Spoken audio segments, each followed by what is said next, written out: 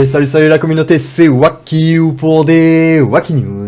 Alors du coup aujourd'hui on se retrouve avec le Spooky Festival, le festival d'Halloween du coup qui vient tout juste d'arriver.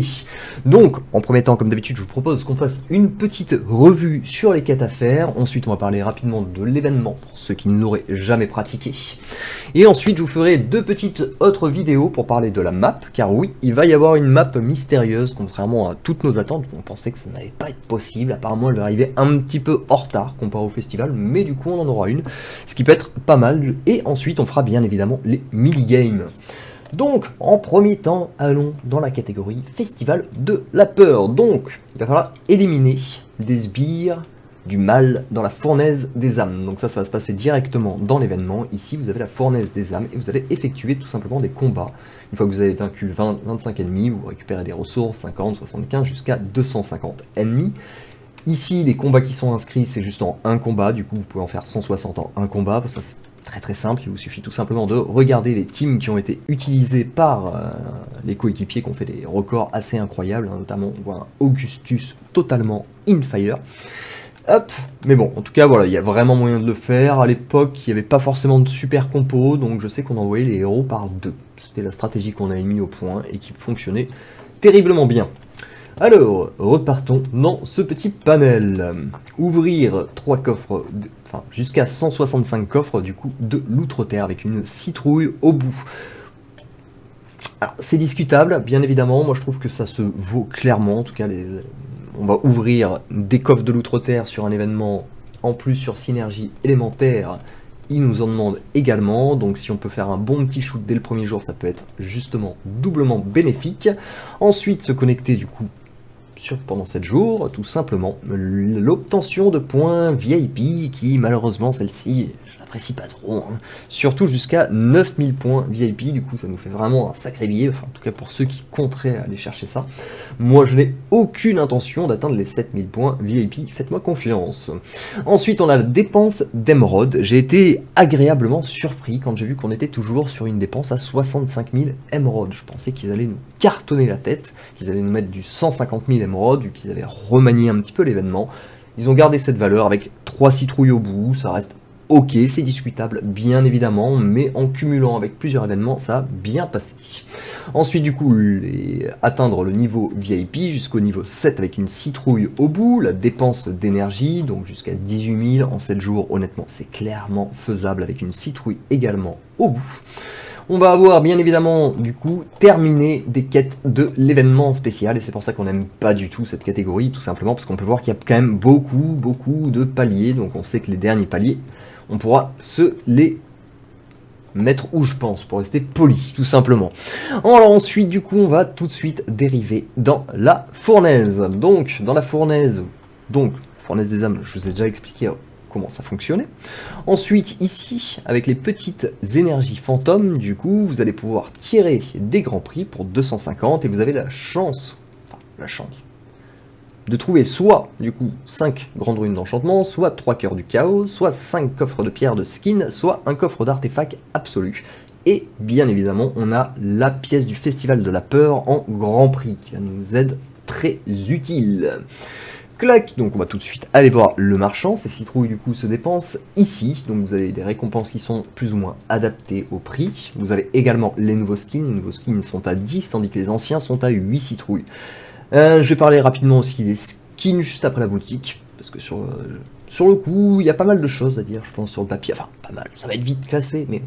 Et ensuite, du coup, vous avez des pierres pour les familiers et de l'équipement pour vos héros. Personnellement, je trouve que ces pages ne sont pas forcément les plus utiles, et je vous déconseille formellement, en tout cas, d'utiliser une citrouille pour une pierre d'op parfaite, hein. Ça ne se vaut absolument pas si vous comparez avec les récompenses de la première page.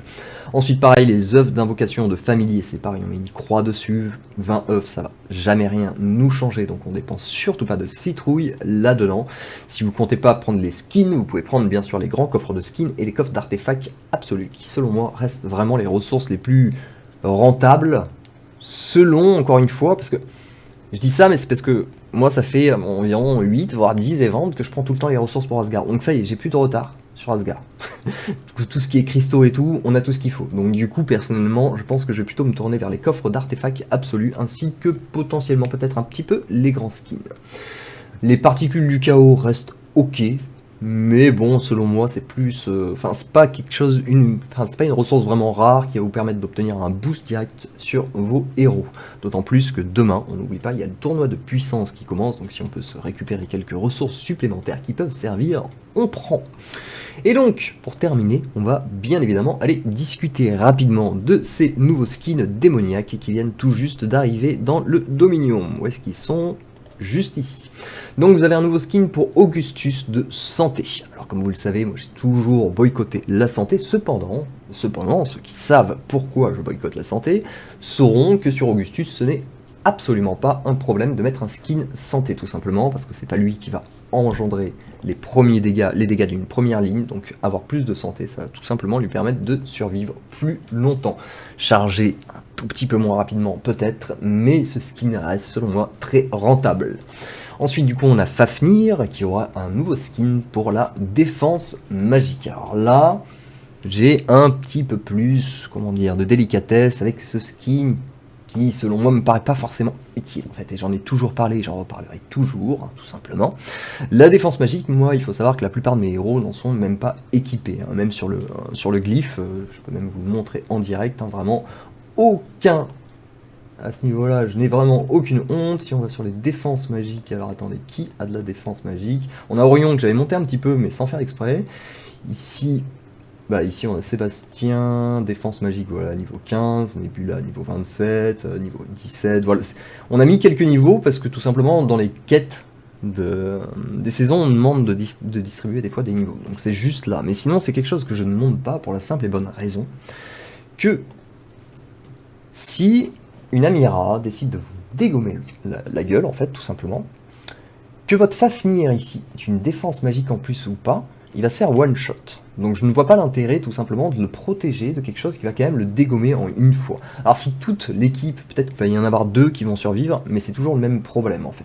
On va pas avoir besoin actuellement, en fait pour faire simple, actuellement pour battre les teams mages, on n'a pas besoin de défense magique. Ok, on a besoin de rush, on a besoin d'une équipe qui tape très vite, qui va nous démonter une Amira en 9 à 15 secondes. C'est vraiment ça qu'on va avoir besoin, tout simplement. Donc son skin de défense magique, personnellement, ils peuvent se le garder. Pour moi, c'est un skin complètement inutile à l'heure actuelle, encore une fois. On pourra peut-être me reprendre dans les commentaires, auquel cas je vous laisse bien évidemment faire, mais selon moi, c'est vraiment un skin poubelle. Ensuite, du coup, on va voir le nouveau skin pour Folio. Alors, il faut savoir une chose, j'ai toujours critiqué, en gros, Folio. Cependant, il y a quand même pas mal de joueurs très compétents avec qui j'ai des dialogues qui m'ont dit, je pense que ton fondement sur Folio est clairement pas rationnel, tout simplement. Folio commence à faire des gros dégâts, notamment dans des teams du co, et du coup, il peut nous permettre de monter des équipes supplémentaires, et donc ça devient un héros très intéressant. Je ne le mettrai pas non plus en tier list A, mais pour le coup, ça reste un héros très très intéressant. Et lui, pour l'occasion, c'est vraiment le skin banger pour moi, c'est-à-dire que c'est le pur skin qu'il pouvait avoir, tout simplement, c'est de l'attaque magique, ce qui va pouvoir lui permettre de renforcer encore ses dégâts, et si Folio commençait à sortir un petit peu du bois sans ce skin, avec ce skin, il va complètement sortir du bois. Sur les 3 skins, vraiment pour moi c'est le meilleur. Alors le problème c'est que j'ai pas monté Folio, j'ai pas comme projet de le monter tout de suite, donc je ne suis pas sûr du tout de prendre son skin. Ce qui est sûr, c'est que je prendrai le skin de Augustus, avec des citrouilles très potentiellement, même si bon, c'est sûr, 10 citrouilles ça fait un petit peu mal. Le problème c'est qu'on va devoir attendre trop longtemps ensuite pour les avoir disponibles, donc du coup je préfère tout de suite le prendre, étant donné qu'Augustus fait en partie de mes héros phares tout simplement, hein, dans ma team mage. Et Folio que j'aimerais bien prendre, mais là ça nous fera 20 citrouilles, et ça commence un petit peu à gratouiller déjà, à savoir si on va réussir à avoir 20 citrouilles, ça c'est pas gagné non plus. Mais ça pourrait être le plus intéressant. Si vous montez, bien évidemment, ce skin pour moi est rentable, n'hésitez pas à y mettre les 10 citrouilles. Voilà, écoutez, je pense qu'on a fait le tour, en tout cas pour les nouveautés, à savoir l'événement, les skins et le fonctionnement de l'événement, ainsi que les quêtes. Je pense que sur ça, on est carré. On va se retrouver du coup avec une autre vidéo, comme je vous ai dit, pour la petite île mystérieuse, et une autre vidéo pour les petits minigames cachés.